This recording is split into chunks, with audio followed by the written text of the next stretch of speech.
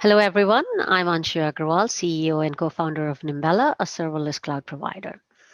Today, I'm going to talk about what is stateful serverless and what is needed for a widespread adoption of serverless in the enterprise.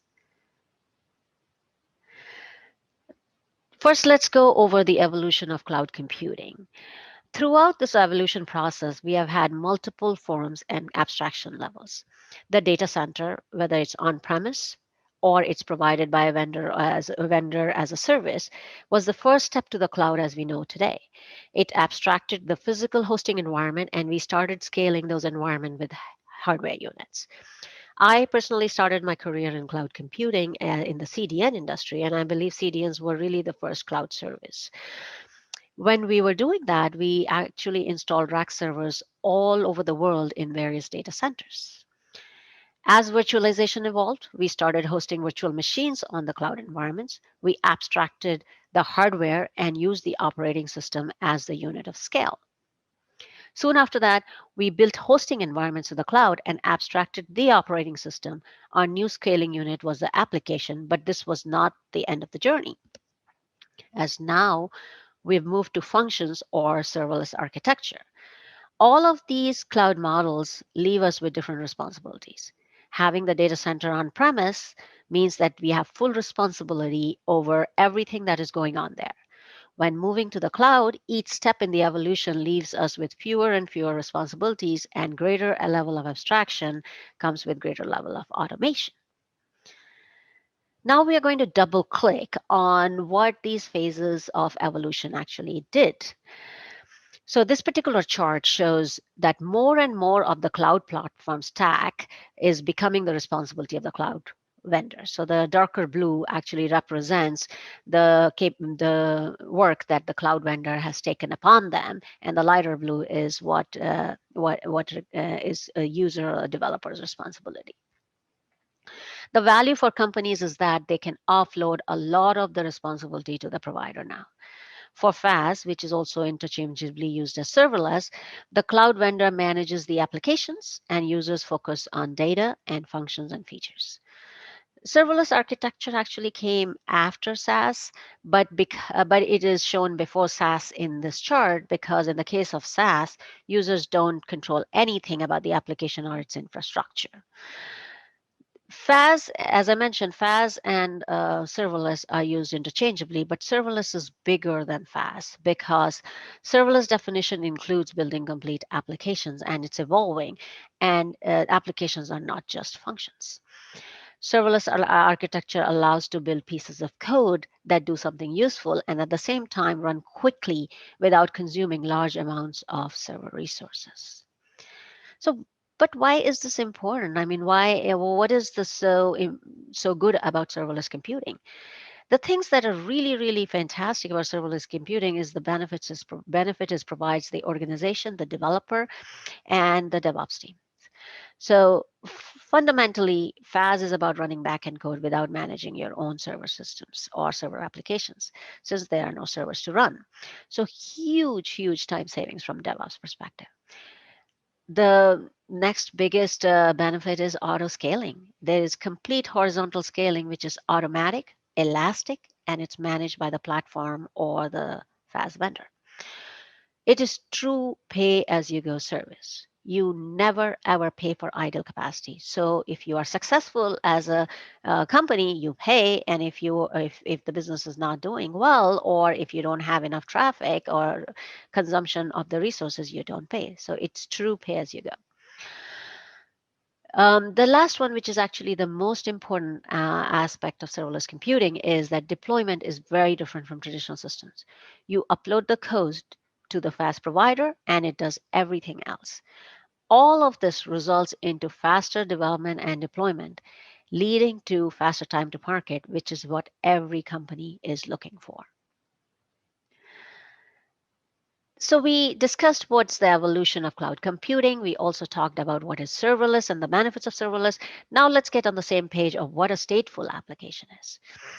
A stateful application is one that saves data about each session and uses that data the next time a request is made, whereas a stateless application does not save any data generated from one session to another session.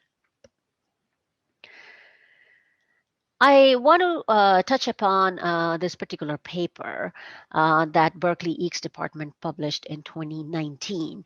But before I do that, there was a paper published in 2009 by the same department, and it showed it was about Berkeley's view of cloud computing and how it will accelerate. So this was written 10 years later as a logical successor, and they talked about how serverless computing will grow to dominate the future of cloud computing because they predict the issues that they have raised are very solvable. Um, let's now talk about the issues because they're very, very germane to our discussion of statefulness. The first issue they raised is that there is no storage for fine-grained operations. The applications that are built on serverless infrastructure require storage services with transparent provisioning, the storage equivalent of compute autoscaling. So what we need is ephemeral and durable serverless storage and not just serverless compute. The second issue that was raised is the lack of fine-grained coordination mechanism. To expand support to stateful applications, serverless frameworks need to provide a way for tasks to coordinate. For instance, if task A uses task B's output, there must be a way for A to know when that input is available, even if A and B are residing on different nodes. So what we need from the serverless infrastructure is the serverless ideal of block storage, which is there when you need it, and it is transparently provisioned for your cloud functions. The third issue that was raised is the poor performance for standard communication patterns. In serverless computing, the application doesn't control the location of the cloud functions. This can result into O of n or O of n square, depending on the use case. And since n is very large in the case of functions than in the case of VMs, this becomes a problem at scale. So what we really need is locality management, and I will talk about it in much greater detail later in the presentation. So hold on to that. The last issue that was raised was, and it is very commonly known in the serverless community as the cold start latency. The delays could be because of the time it takes to start a cloud function or the time it takes to initialize the environment of the function that is loading various libraries needed, or it could be application-specific initialization in user code. Depending on the application, the last two could be way more significant and lead to completely unpredictable performance. So what we need is multiple ways to reduce this by either pre-warmed containers or sharing the models between functions. And there are ways to reduce that. So while after this paper was written the same year, Dr. Tim Wagner, who is the creator of AWS Lambda, also presented in a conference, and you'd be able to relate to it very well after going through the issues that Berkeley paper raised. That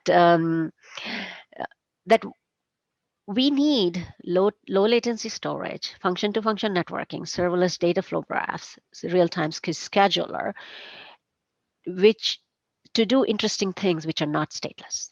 We could do, if we did that, then applications such as big data, analytics, MLAI, or video transcoding, all of these applications are possible. And it opens up the world of serverless computing to a wider range of applications, such as shopping carts. We talked about machine learning models, recommendations, anomaly detection, and a whole suite of new applications that can be created from shared collaborative workspaces or workflow orchestration. It just, the possibilities are endless. All right, so we talked a lot about the issues and we touched upon what is needed for the enterprise, but now we are going to talk about what is really needed for making the serverless suited for the enterprise. Okay, we're going to double click on some of the things that we did not cover completely, but we're going to touch upon some other things that are needed for this to be successful. So we talked about state, and now we're going to talk about what kind of support is needed for stateful applications. We'll also touch upon issues like developer experience because that is needed for successful development environment for the developers, and also the portability that is needed when you are at scale. So applications aren't just functions, and interesting applications have state, and there's many forms of state. If you're building an API, it has a front-end component and a web component, you need storage. But the kinds of storage you need are different. So if it's an application that has a front-end UI, you upload those assets to an object store. That's one form of storage. If you are handling session state or transient data streaming properties, you might use a key value store. If you're handling files and your applications need to process images or PDFs, you need a file system. And then there's databases, and there could be many different forms of databases. So you need a declarative approach to these so they are available to a developer when they need it. They should scale in a serverless manner, so a developer's responsibility does not include management of those resources or backing up those resources, and it should also provide the built-in performance and cost optimization. But what is the real big deal about it? Why can't we use the individually managed storage services that are offered by the cloud vendors? The reason is that it doesn't work, as it was pointed out in the Berkeley paper also. In serverless and in containers as a service, you don't have locality. You don't know where your functions are running. You don't know where your containers are running.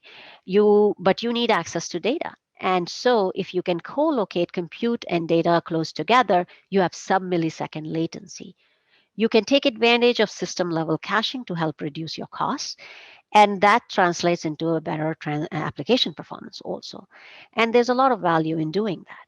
There are fundamental technologies that are sort of primitives that a platform has to provide. And then there are capabilities that you can do it at the user level. You can't optimize your cache, your compute, because cloud providers do not provide you access for doing that. These are things that the underlying platform has to do automatically. And if I get back to what a serverless promise was, it's about freeing the developer from having to think about various things. If you want a concept of a key value store, you should just be able to use it, not think about where it's provisioned, and how it's backed up. It is to provide this programming model backed by underlying cloud technology that allows us to broaden the set of capabilities that not only functions can do, but serverless programming in general allows you to do.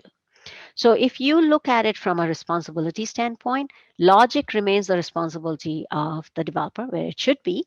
Read and write state is completely managed by the system. So it becomes very simple for a developer to actually get the application done. Serverless makes it very simple to develop cloud native apps, but there's a whole lot of developer tooling that is needed to make the serverless experience richer, something that developer is already used to in the serverful world. In addition, it needs to be easy for them to take their local development to cloud. So they are increasingly developing and testing directly in the cloud, and there are no surprises when they move their application from their local machine to the cloud. Also, developers should not need to assemble the tools that they're using for debugging, tracing, monitoring. They should all be integrated. Their experience actually needs to be uniform so to reduce the developer friction and also increase the adoption. And the best way to do that is to integrate with their existing IDEs or complement what they do in their terminal. The last requirement I'm going to talk about is portability.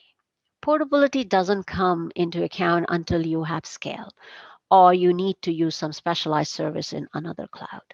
It is very hard to move from one cloud to another if you are using a lot of cloud vendor APIs. You want to code once and be able to run anywhere, so it becomes extremely important to use something that is cloud vendor neutral. Also, you want a developer experience that is uniform across clouds. Another important requirement could be, which is applicable to companies in regulated industry, is running on private cloud. This is a requirement that should be considered while architecting your serverless application. Now I'm going to show you a demo that uses optical character recognition and text-to-speech. This is a serverless application using a React front end and stateful functions on the back end. So if you go to nimbella.com and you see there are stateful serverless applications examples here, we're going to click on optical character recognition. And this application displays a web page where users can select a language. So right here, you can select English, Spanish, Chinese, and then you can drag, and I'm going to pick some files that I already have. You can drag some JPEGs or GIFs into your application. And if the conversion is successful, it will the text will change to green. And as you can see, there is it's polling how much it's done. So this is 80% done. This is 75% done. So it's actually using the Tesseract OCR engine for conversion from image to text. But what's more important here is how this example makes use of integrated storage services. So the web content that's on the screen is deployed as static assets and served from CDN. That's one form of storage. The second form of storage is the functions that use object store to upload and download the images that were provided by the user. And the third form of storage was the object store abstraction that they are using for sharing the language model between the functions. And the fourth one was the functions recording their progress into a key value store, which we were able to query during until the process was complete. So in addition to this, you can click on any of this and it uses the text to speech and you can. What is serverless? Like many trends in software, there's no one. So that's the demo. And now I'm going to walk you through the data flow of this to show how simple it was. So I'm going to go back to my PowerPoint and share that screen. All right. So we covered that. All right. So what's going on here is that when a user uploads the image, a function is created that creates the OCR job, and it posts the details into this key value store. This function returns a URL, signed URL, and the image is stored using that signed URL in this object store. The data flow is optimized by sending the image to the function. And the function fetches the language model, which is shared by any number of functions that are using that language model. The function also updates the job progress. This does require deep platform integration, which is not possible at a user level. So just to give you an example, if one function takes about 2 seconds to load the model, the neural network model, language model, with stateful application, stateful serverless application on Nimbella platform, it actually uses 2 seconds for 1,000 functions or even more, any number of functions. But if there was no stateful built in to the platform, it would be 2 seconds times the number of functions that are being performed. So as you can see, this is it becomes very expensive if you are going to not manage state in the platform. Again, this is how the querying of the job progress was done through the key value store. So if you like this example, there are several examples like that, and the code is all open source, so please do check it out on Nimbella GitHub. And you can also reach us at devrel@nimbella.com or join our Slack community channel. Well, thank you for listening to me, and I'm open to any questions now.